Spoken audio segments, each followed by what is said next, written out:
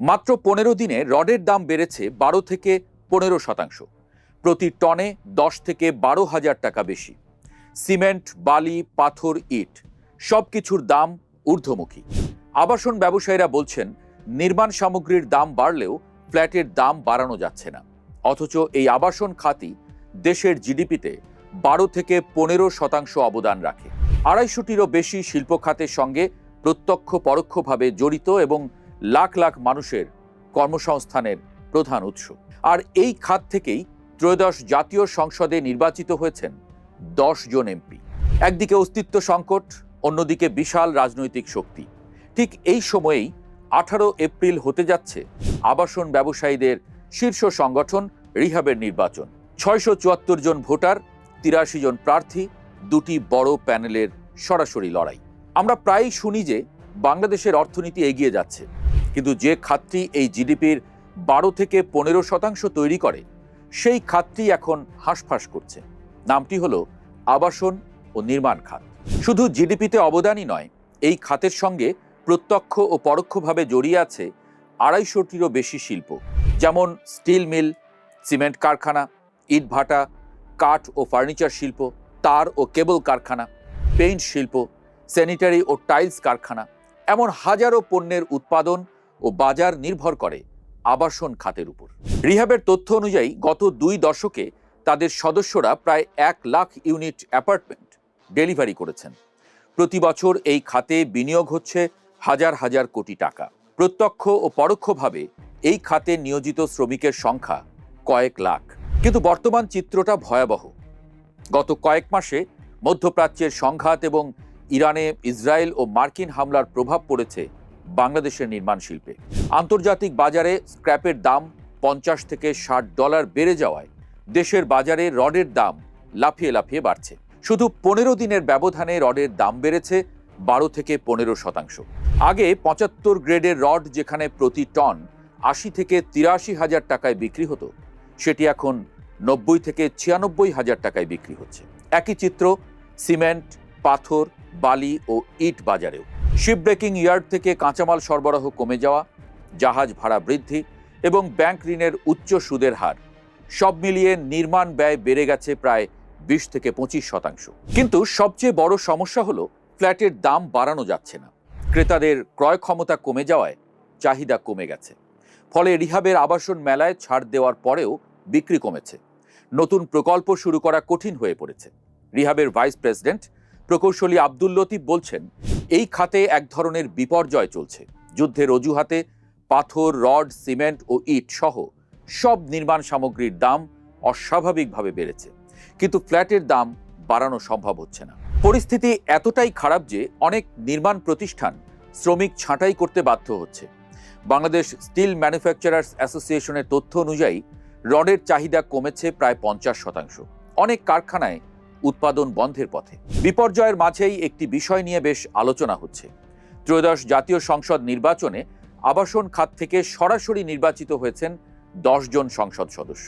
16 ফেব্রুয়ারি রিহাবের board সভায় এই 10 জনকে আনুষ্ঠানিকভাবে অভিনন্দন জানানো হয়। রিহাব আশা করছে জাতীয় সংসদে আবাসন খাতের প্রতিনিধিত্ব বৃদ্ধি পাওয়ায় খাতের দীর্ঘদিনের বিভিন্ন নীতিগত জটিলতা, কর কাঠামোর সংস্কার, নগর পরিকল্পনা, ড্যাব বাস্তবায়ন, ইউটিলিটি সংযোগ এবং অনুমোদন প্রক্রিয়ার জটিলতা নিরসনে কার্যকর এবং সমন্বিত উদ্যোগ গ্রহণের সুযোগ তৈরি হবে।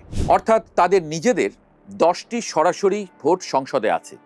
এর বাইরেও আবাসন সংশ্লিষ্ট খাত থেকেও কয়েকজন এমপি হয়েছেন।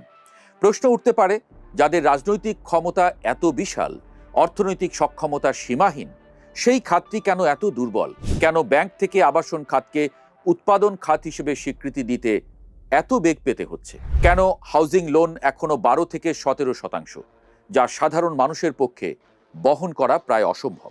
আবাসন খাতে সংকটের বড় কারণ হলো ডিটেইলড এরিয়া প্ল্যান বা ড্যাপ এবং ব্যাংকের উচ্চ সুদের হার। প্রথমে ড্যাপ প্রসঙ্গে আসি। ড্যাপের কঠোর বিধিনিষেধের কারণে নতুন আবাসন প্রকল্পে ফ্ল্যাটের সংখ্যা উল্লেখযোগ্য হারে কমে যাচ্ছে। বিশেষ করে ফ্লোর এরিয়া রেশিও বা FAR এর উপর কড়াকড়ি থাকায় ভবন আগের তুলনায় কম তলা হচ্ছে। ফলে একই জমিতে যেখানে আগে 100টি ফ্ল্যাট করা যেত, এখন সেখানে করা যাচ্ছে 60টি।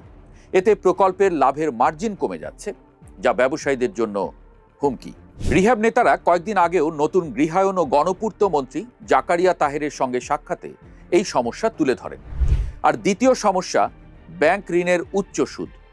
বর্তমানে হাউজিং লোনের সুদের হার 12 থেকে 17%। তারল্য সংকটের কারণে ব্যাংকগুলো দীর্ঘমেয়াদী ঋণ দিতে আগ্রহী নয়। অথচ আবাসন খাত টিকতে হলে স্বল্প সুদে বা সিঙ্গেল ডিজিটে দীর্ঘমেয়াদী ঋণের কোনো বিকল্প নেই। রিহ্যাব নেতারা বাংলাদেশ ব্যাংকের গভর্নর মোহাম্মদ মোস্তাকুর রহমানের কাছে 3000 কোটি টাকার একটি বিশেষ তহবিল গঠনের দাবি জানিয়েছেন।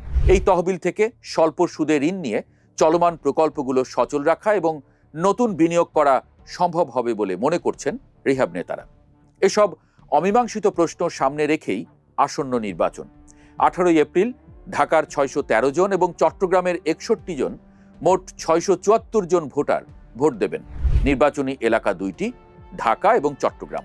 সব মিলিয়ে বিভিন্ন পদে মোট প্রার্থী সংখ্যা 83 জন। প্রধান লড়াইটা দুটি প্যানেলের মধ্যে। একটি হলো আবাসন ব্যবসায়ী ঐক্য পরিষদ। এই প্যানেলের নেতৃত্বে রয়েছেন বর্তমান রিহ্যাব প্রেসিডেন্ট মোহাম্মদ ওয়াহিদুজ্জামান এবং senior vice president Liaquat Ali Bhuiyan.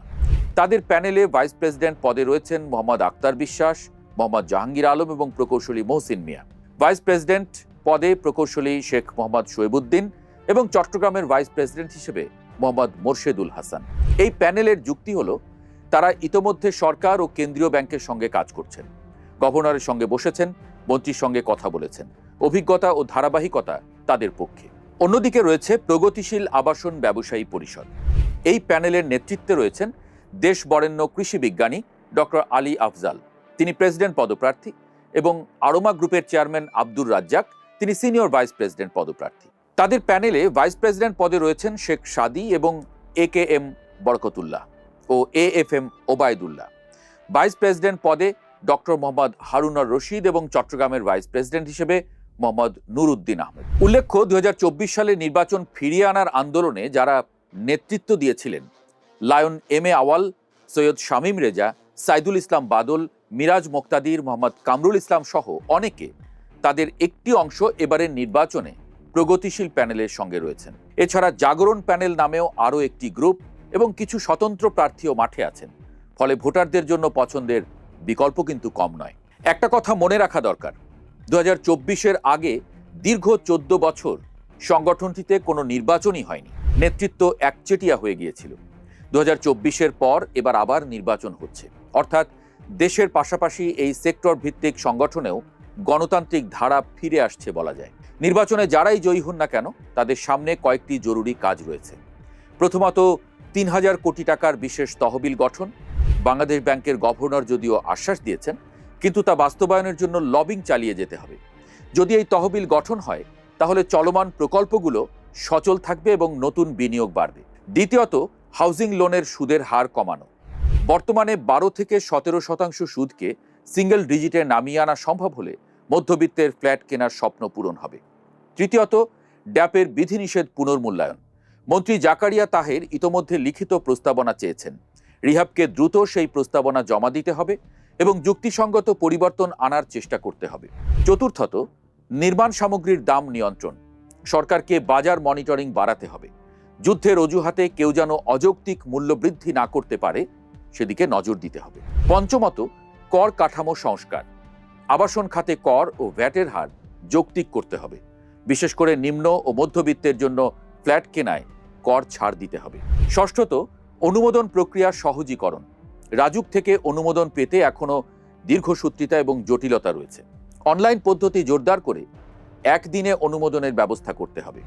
এসব কাজ বাস্তবায়নে সরকারের সংশ্লিষ্ট মন্ত্রণালয়, বাংলাদেশ ব্যাংক, জাতীয় রাজস্ব বোর্ডের পাশাপাশি এই খাত থেকে নির্বাচিত 10 জন এমপির সমন্বিত উদ্যোগ জরুরি।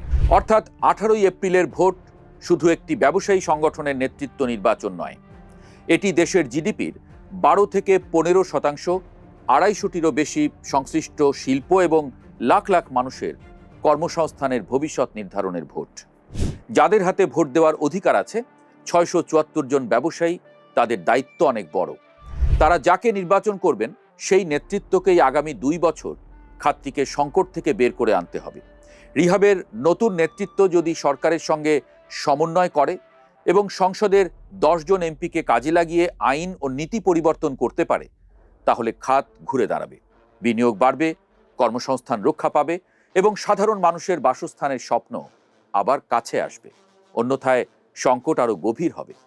নির্বাচনের ফল যাই হোক না কেন, রিহাবকে এখন প্রমাণ করতে হবে যে তারা শুধু ব্যবসায়ীদের স্বার্থের সংগঠন নয়, বরং দেশের অর্থনীতির একটি গুরুত্বপূর্ণ খাতের প্রতিনিধি।